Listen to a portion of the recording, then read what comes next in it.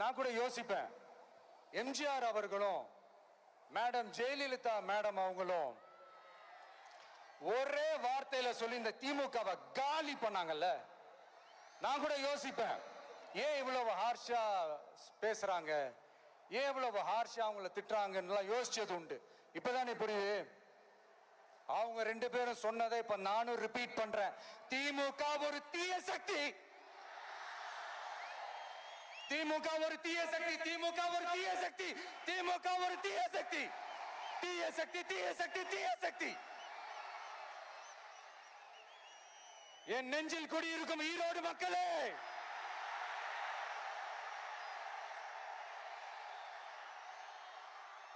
TVK ஒரு தூய சக்தி. எப்படி? டிவிகே ஒரு தூய சக்தி. தூய சக்தி டிவிகேவுக்கும் தீய சக்தி டிஎம்கேவுக்கும் தான் போட்டியே.